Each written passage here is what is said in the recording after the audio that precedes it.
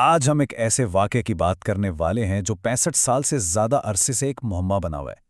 सोचे ज़रा, 1959 की बात है।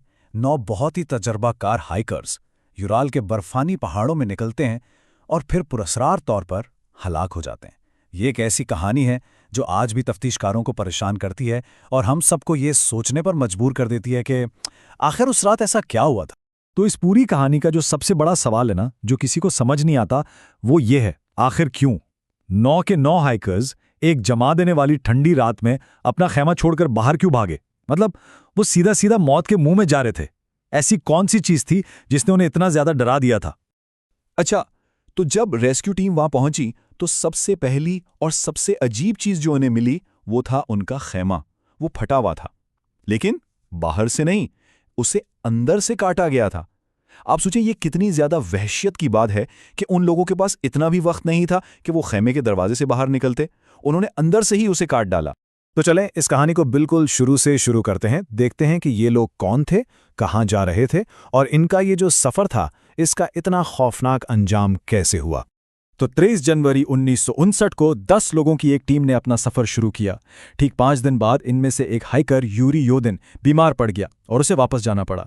उस वक्त तो उसे बहुत अफसोस हुआ होगा, लेकिन उसे क्या पता था कि यही बीमारी उसकी जान बचा लेगी और वो इस पूरे ग्रुप में से जिंदा बचने वाला वाहिद इंसान होगा। खैर, 1 फरवरी को बाकी 9 लोगों ने अपना आखिरी कैंप लगाया, और वो भी एक ऐसी जगह पर जिसे मकामी लोग एक बहुत ही अजीब नाम से जानते थे, मुर्दों का पहाड़। उनका जो ग्रुप लीडर था इगोर ड्यातलोव, उसने अपनी डायरी में एक बात लिखी थी। उसने लिखा, ना जाने इस सफ़र में कौन सी नई चीज़ हमारा इंतज़ार कर रही है। कितनी अजीब बात है ना। उसे बिल्कुल अंदाज़ा नहीं था कि उसके ये अल्फाज कितने सच और कितने खौफनाक साबित होने वाले हैं। अच्छा, तो अब बात करते हैं उन सबूतों की जो रेस्क्यू टीम को मिले, और जैसे जैसे हम आगे बढ़ेंगे ये राज और भी गहरा होता जाएगा। तो 26 फरवरी को जब तलाशी टीम वहां पहुंची तो उन्हें वो कैंप मिल गया, लेकिन एक चीज़ बहुत हैरान करने वाली थी। खेमे के ऊपर बर्फ की सिर्फ एक हल्की सी तह थी। इससे एक बात तो साफ हो गई कि वहां कोई बड़ा बर्फानी तोदा, कोई एवालांच नहीं आया था। तो फिर सवाल यह है कि अगर एवालांच नहीं था तो आखिर था क्या?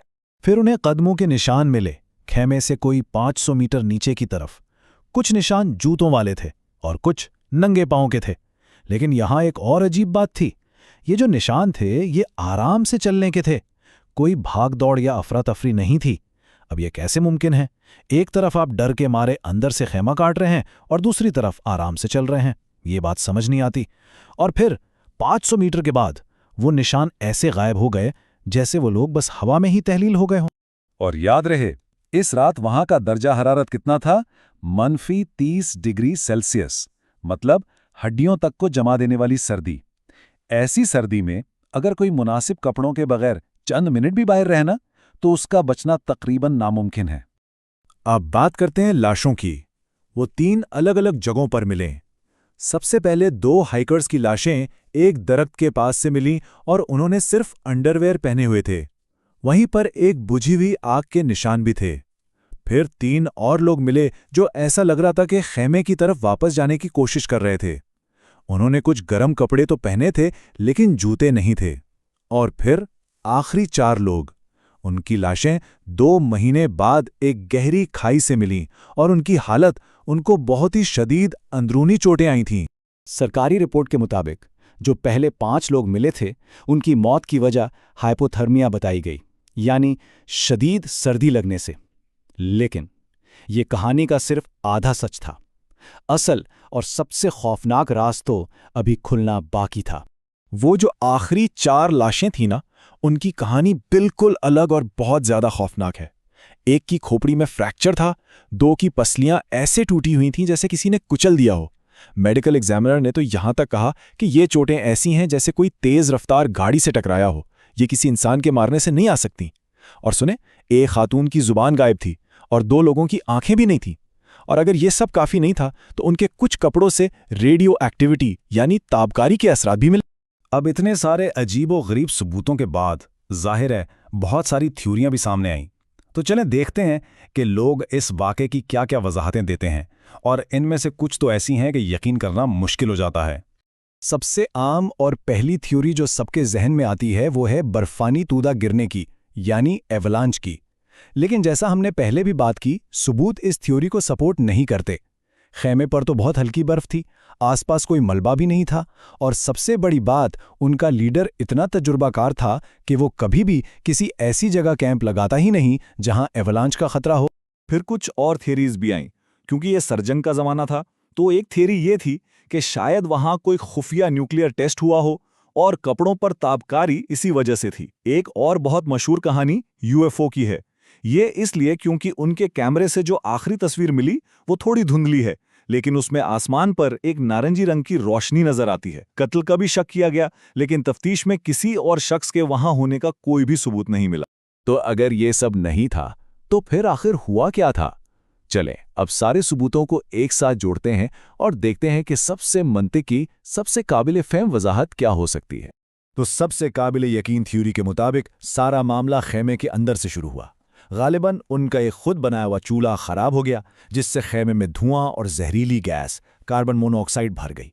अब अंधेरे और धुएं में उन्हें दरवाज़ा नहीं मिला, तो उन्होंने घबराकर खेमे को अंदर से काट दिया ताकि बाहर निकल सके। एक बार जब वो बाहर आ गए तो फौरी खतरा टल गया, इसलिए वो आराम से नीचे जंगल की तरफ गए जहां उन्हें पनाह मिल सकती थी। लेकिन वहां जाकर ग्रुप अलग अलग हो गया। कुछ ने आग जलाने की कोशिश की, कुछ ने सोचा कि वापस खेमे से सामान ले आएं, और कुछ बेहतर लकड़ियां ढूंढने के लिए आगे निकल गए। और वो जो 4 लोगों का ग्रुप लकड़ियां ढूंढने गया था, वो बदकिस्मती से अंधेरे में एक गहरी खाई में जा गिरे। और यही वजह थी इन शदीद अंदरूनी चोटों की, जो बिल्कुल एक कार एक्सीडेंट जैसी थीं। और बाकी जो लोग थे वो सब अलग थलग हो चुके थे। -30 डिग्री की सर्दी, और उनके पास पूरे कपड़े भी नहीं थे। अफसोस की बात है कि वो सब एक एक करके शदीद सर्दी यानी हाइपोथर्मिया का शिकार हो गए। लेकिन अब सवाल आता है बाकी सबूतों का, जैसे वो गायब ज़बान और आंखें। इसकी सबसे मुमकिन वजह यह है कि उनकी मौत के बाद जंगली जानवरों ने ऐसा किया होगा। और कपड़ों पर ताबकारी का क्या? तहकीक से पता चला कि ग्रुप के 2 लोग ऐसी जगहों पर काम करते थे जहां न्यूक्लियर मवाद होता था, तो ये ताबकारी कहीं बाहर से नहीं आई, बल्कि उनके अपने ही कपड़ों पर मौजूद थी। तो आखिर में बस यही एक सवाल रह जाता है, क्या वाकई छोटी छोटी बदकिस्मत गलतियों का एक सिलसिला इतने बड़े और पुरअसरार वाक़े को जन्म दे सकता है? यह कहानी हमें ये ज़रूर सिखाती है कि कभी कभी एडवेंचर और तबाही के बीच का फासला बहुत ही कम होता है।